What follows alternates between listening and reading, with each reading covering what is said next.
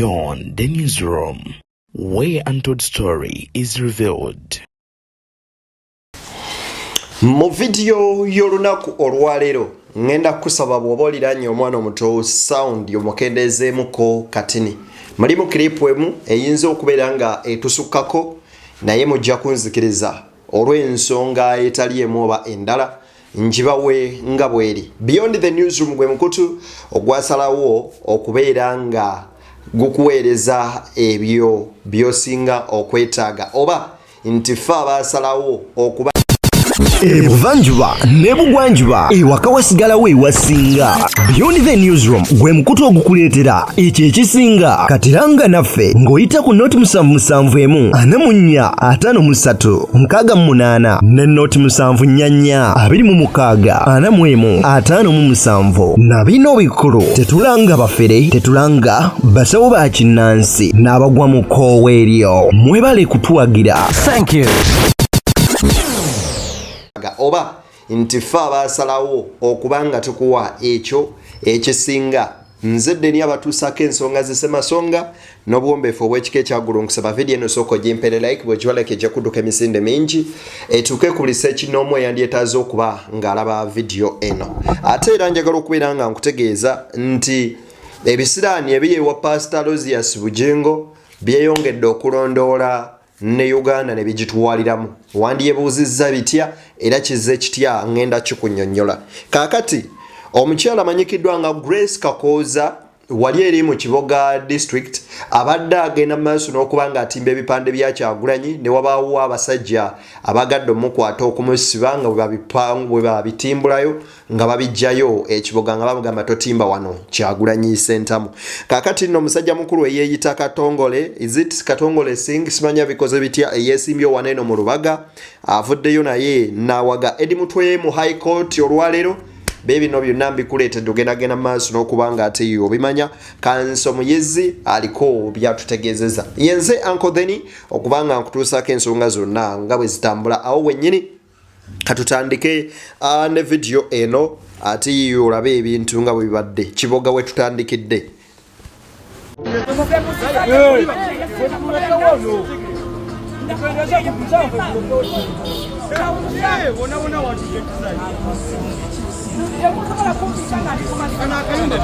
Abasajja bana abanyarwanda babiri oba nkozeseza kituufu nze nno naawe simanyi.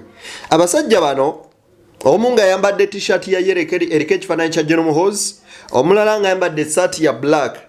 Bafeesinze Honorable Grace Kakooza ne bamutegeeza lwaki atimba ebipande bya Robert Kyagulanyi Center Bobi Wine wali eri ekiboga era nga bamugamba ayijeyo.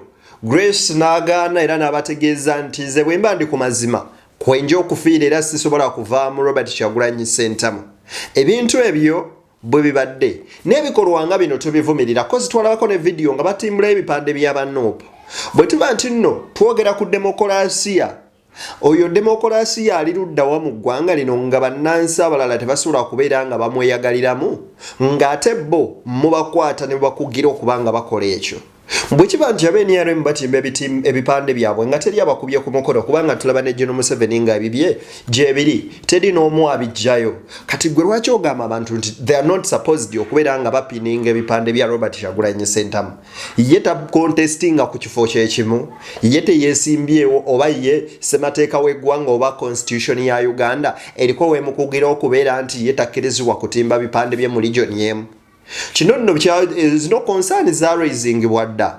Nali mbuuza nti lwaki mpiseeko mu bitundu by'e Hoima n'ekikuube nga sitaba ebipande by'aba opposition ne bantegeeza nti ebipande eno babikuulayo kiro n'emisana bw'okiteekawo bakijjawo. The same story mu Western Uganda mukwata ebipande ne mubijjawo ne mubyokya n'omuntu abadde aleese ebipande ebyo mutuuka n'obbalumba mu maka gaabwe okubeera nga mubakwata abamu ne mubasuubiza n'okubeera nga oba oliawo mubajjawo. Ebikolwa bwe bityo byatandika ddi era bivaawa? Tulina enkola etugatta awamu ffenna nga bannayuganda? Ekyo nno kyandibadde kibuuzo kyannaku nnyo okulaba nti ebisiraani bya Bujengo bigoberedde Uganda ne bigituusa mu gibonyaabonya. Ono yavuddeyo n'asabira ttiimu y'eggwanga ey'omupiira eya Uganda era n'agamba egenda funa obuwanguzi ku mijoozi gye bamuleetedde kwe yakutte n'asaba essaala yabadde ennene nnyo. Nejjukira nti Bugingo y'omu ku abo abantu abatini oba abasumba abatini bennyinza okugamba batali lake enough nti bye boogera okuba nga biyitamu. Tuyinza okukozesa statement egamba Kisiraani aliko olukomero olwo yasabira ttiimu ya Arsenal okukuba PSG. Ttiimu ya Arsenal baagikuba. Yasabira Arsenal okuwangula ekikopo kya Premier League. Arsenal ne bagikuba. N'asabira ttiimu buli gy'asabira yo tewangulangako. Kati yagenze n'akwata omujoozi asabire Uganda. Sooka obyewulirireko jagamba nkulimba. Omusumba Bugingo omujoozi ateera ne baleeta n'ogwo ogwa Uganda Cranes abasabidde n'okusabira abazannyi bonna enkya baveeyo na buwanguzi Namboole. Era tulangirira ekisa kya Katonda omujoozi gwaffe tugwa anointinga nga tulangirira nti Katonda waffe mujoozi gwaffe guno gubeere nga gujjudde amafuta, abaana ba strikers bateebe golo ba defender ba defendinge mu linnya lya Mukama ffe Yesu. Kipa akwate n'obuuka mu Kristo Yesu Omunazaalesi. Tusabire wano e Kanani essaala bwe ziddibwamu mu linnya lya Kitaffe n'Omwana n'Omutukuvu. Katonda akuwa obuwanguzi ne ttiimu yonna. Mu linnya lya Kitaffe n'Omwana n'Omutukuvu. Katonda akuwa obuwanguzi ne ttiimu yonna. Mu kusaba kuno ne yali omukwasi wa ggoolo ya Uganda. Ebyo nno Bugingo bw'atyo ng'asabira ttiimu oba national team y'eggwanga. Unfortunately mupiira gwe yagisabidde Algeria yakubye Uganda goolo 3. Was that a luck oba a curse? Si kikolimo kyennyini. Eyo nno tuveeyo. Wano nno we tutuuse we ngenda okusabira gwe wenna woli opeyinge attention. Olunaku olwaleero Kanso Muyizi avuddeyo n'atubuulira oba n'alambika ensonga butya bwe bafunye ate ebbaluwa eraga nti Eddy mutwe agenda twalibwa mu kooti y'enkulu e Masaka. Jjukira nti emisango gye babasaako tegigwebozesebwa kooti esookerwamu wabula gya kooti enkulu oba kye tuyinza okuyita high court. Era okusinziira ku Kanso Muyizi atutegeezezza nti kirambikiddwa nti ng'ennaku z'omwezi 14 omwezi guno abaganda baffe bano ba Eddy mutwe ba Achileo Kivumbi Simaati lwe bagenda okubeera nga batwalibwa mu kooti enkulu. Biwulirize. Yes, olunaku lwa leero tufunye omukisa kooti enkulu netuwa empapula ez'okulaba nti nno ekkomera ennaku z'omwezi ekkomera ly'e Masaka ng'ennaku z'omwezi 14 ku ssaawa 3 zitwala abasibe baffe Sebuufu Edward omumanyi nga Eddy mutwe, Wakabi Grace Smart, Mugumya Gaddafi wamu n'Ekivumbi Achileo mu kooti okusobola okuwuliriza okusaba kaabwe okweyimirirwa kwolwo. Era mu ngeri y'emu olwasembayo twali tumaze okusaavinga omuwaabi wa gavumenti n'application ya Eddy mutwe gye baali tebannaba kuwa date twasembayo okugenda mu kooti. Era naye agattiddwa ku banne abasatu bano okusobola okuwuliriza okweyimirirwa kwe kwolwo. Twakedde wano ku kkomera e Masaka, ab'ekkomera ne batusaba tubawe empapula zino era tumaze ozibasaavinga era bazirisiivinze nga bakakasa nti nno ennaku z'omwezi ezo twali kubannaanya bagenda kubaleeta mu kooti ku ssaawa 3 ng'ekiragiro kya kooti enkulu bwe kifulumiziddwa era nga bakifunye. So essuubi we liri nti kwolwo twali kigenda bagaana okulaba nti beeyimirirwa tukirese eri kooti n'ebyaffe nga bannamateeka byonna tubikoze. Application twagiteekayo, abeeyimirira twabateekamu n'ensonga twaziteekamu.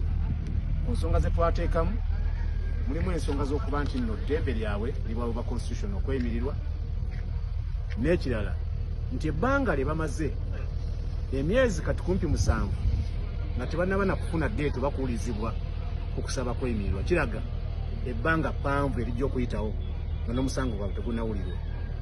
Kitegeeza basaanidde bateebwe baleme ate kubeera ng'aba serving ekibonerezo. Ekyokubiri era tukimanyi nti bano balwadde baatulugunyizibwa batuusibwako buvune. Tukimanyi nti tweyongere okubanga tusabira baganda baffe ate nabo nga bwe bali bannayuganda bafune eddembe lyabwe ery'obwebange basobole okubanga beeyimirirwa kubanga it's constitutional era it's our right okubeera nga omuntu yenna bamweyimirira. So ebya Eddy mutwe ne banne Kanso Muyizi bwatyo bwakutegeezezza. Baganda bange video eno ngenda jiba naye bw'oba n'omwana akuliranye wano wenjagala omyutingemu katini omanyi Fullfigure ebigambo ebimu ayitira naye wuliriza. Nze gwe mulaba wano Kenzo Tegere na ne omusajja gwe saagala namwagala because of Kenzo recording yali mugagga nnyo nakati njagala waali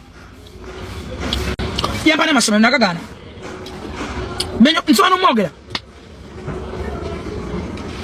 ubeera njagala nzati mpoma nina ebitugatta ebyenjawulo bwe mutalimanya fe tulina ebyama byaffe ebyekusifu nze ne honorable Kyagulanyi ne muzese nambe yaffe amanyi esawa ya leero togenda kunsagana Kyagulanyi naye kenyini okwogerako nange tujja kwogera mu nkukutu twogera ku WhatsApp esimu evugira ku WhatsApp jajja kulikoti kakati mwalabe honorable Lutaya fejjofa Lutaya yatukuziza tukudde mikwano gye tuli baana mwalabe nga Irene anjogerako nti bampitane ku mukolo nti ogenda bata n'okumpita batikidde omwana gwe nalera nti ogenda yo kubanga ate mujja kumuvuma mujja kumulowooza nti Fullfigure ate ne Lutaya kwegamba nti politics awagudde abantu politics asiza obukyayi nga n'omuntu gw'oyagala kati Same mulwadde aga Katonda ali mu ggulu Same mulwadde agenda kufa sisobola kuteeka wano kifaananyi kya Same bwegafaanana essaawa yero bwe tuvaayo twogere ku Same bwe tuvaayo tusondere Same ssente era namubulokinga anoonyeza ku simu ndala lwa nsonga ki nti ngenda mufuukira obuzibu eri abanuupu bajja kulaba nga alya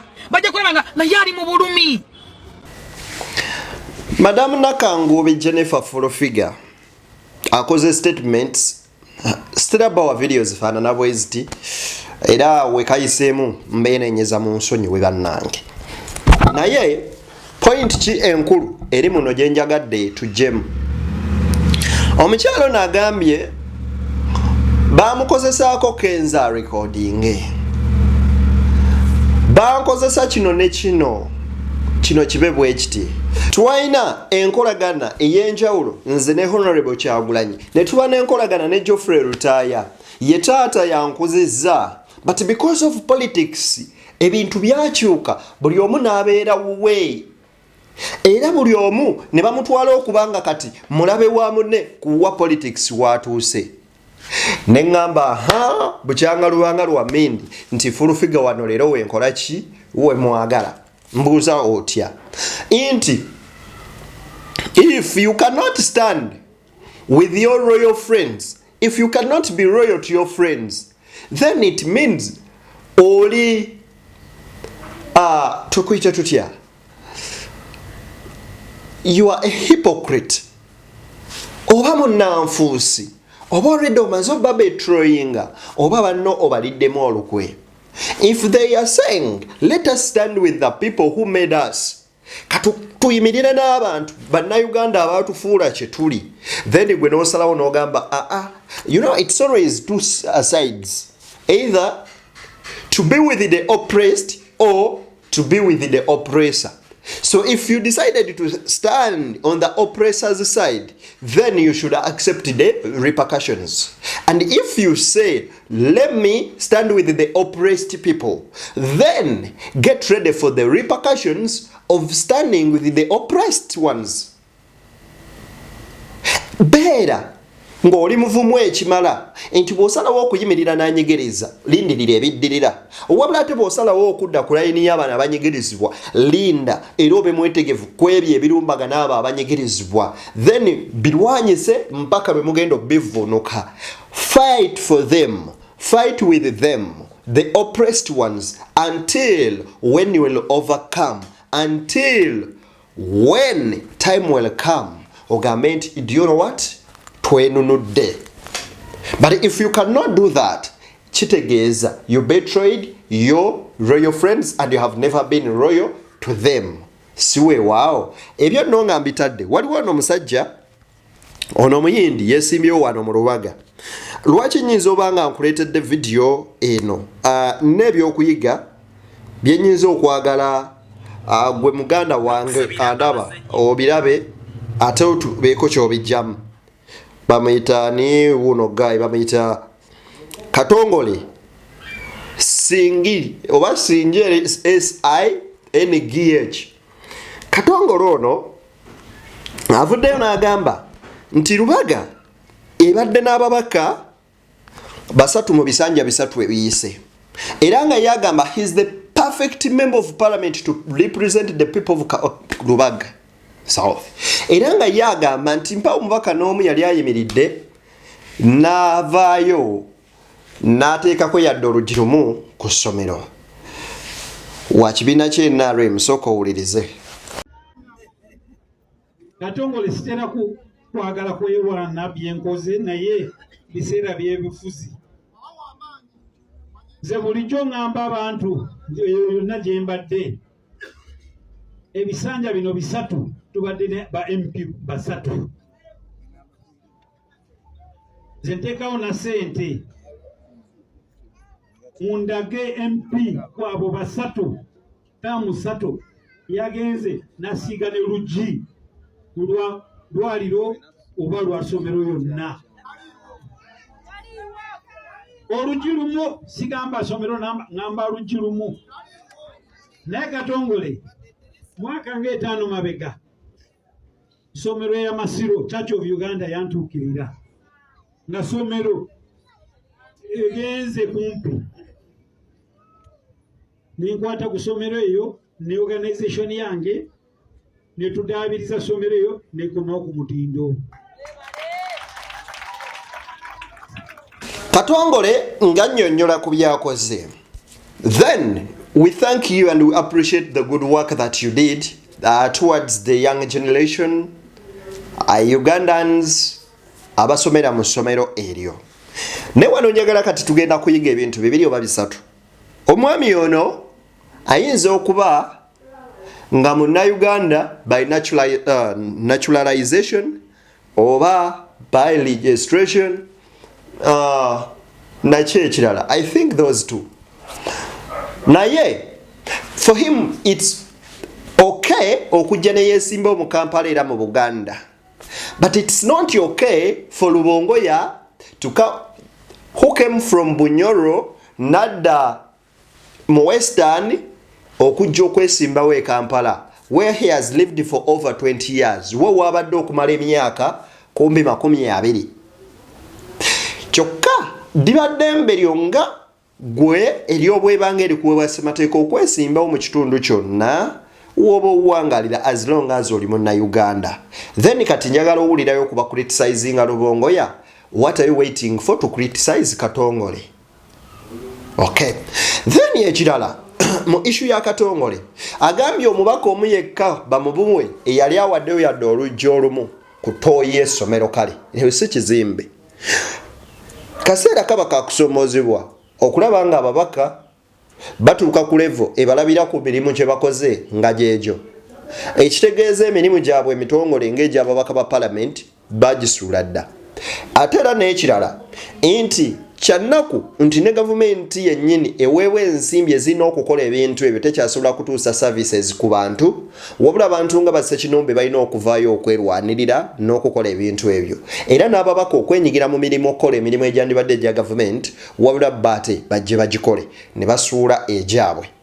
So kiba kya buswavu nti omubaka wa parliament omulimu gwe si kulima luguudo, omulimu gwe si kuzimba ddwaliro, omulimu gwe si kusima bbowa ku kyalo, omulimu gwe si gabira bantu buwunga, omulimu gwe si kubalimira misiri gya lumonde.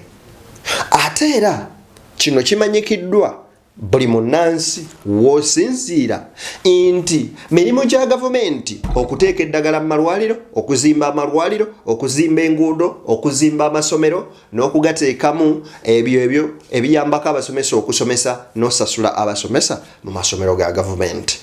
mulimu gwa government. Kati government weberemereddwa, let us blame the government in general, not the members of parliament. Kakati olwo tulyoke teeka ababaka ba parliament ku nninga olw'okulemererwa okussa government ku nninga okutuukiriza byeyina okukola. Then ekirala tuteeka ababaka ba parliament ku nninga nga batubagira amateeka agatunyigiriza ffe bawanayingi abantu ba wansi. Kakati ate nabo bwe banajja ne batugamba nti amaanyi bagatujjako, amateeka ge tuwakanya bagateeka mu miliyoni 10 buli mubaka asobole okuba nga afuna ensimbi ezo bayiseewo bye baagala. Then Munnayuganda ojja baweetaagisa okwenunula. Nzadde ni Beyond the Newsroom gwe mukutu tusinkane nga Gulude nakkiriza mbagaliza ebyo nno bye munjagaliza.